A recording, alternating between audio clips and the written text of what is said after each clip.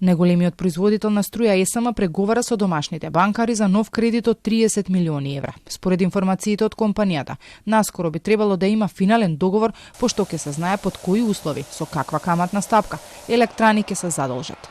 Парите им се потребни за покривање на доспеани обврски и за навремено отпочнување на подготовките за следната грејна сезона.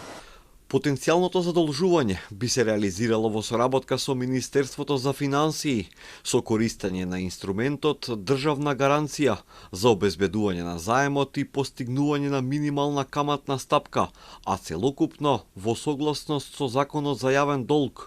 Ваквото потенцијално задолжување, доколку се ефектуира, би се постапило по истото откако ќе биде комплетиран финансискиот извештај за 2024 година, односно после февруари 2025 година. Претходно ЕСМ се задолжиха и неколку домашни банки со кредит од 82 милиони евра. Тогаш објаснувањето од компанијата беше дека средствата се потребни за да се подобри ликвидноста која извесен период е нарушена и подолго време работат со потешкоти.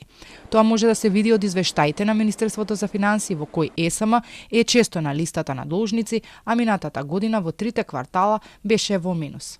Но владата одлучи од буџетот да не се субвенционира компанијата, па така проблемите ги решава со заеми на домашен пазар, од кој оној од 80 милиони евра е со повисока камата од унгарскиот заем кој е достапен само за општините и за стопанството да инвестираат во производство, опрема, па дури и во трговски центри, но не и за ЕСМ, кој пак е од стратешко значење за државата. Со овојно и претходниот кредит ЕСМ кон домашните банки ќе има долг од над 100 милиони евра. Но кај новото раководство владе оптимизам дека компанијата годинава ќе ја заврши со добивка. ЕСМ некогаш важеше за едно од најпосакуваните места за работа.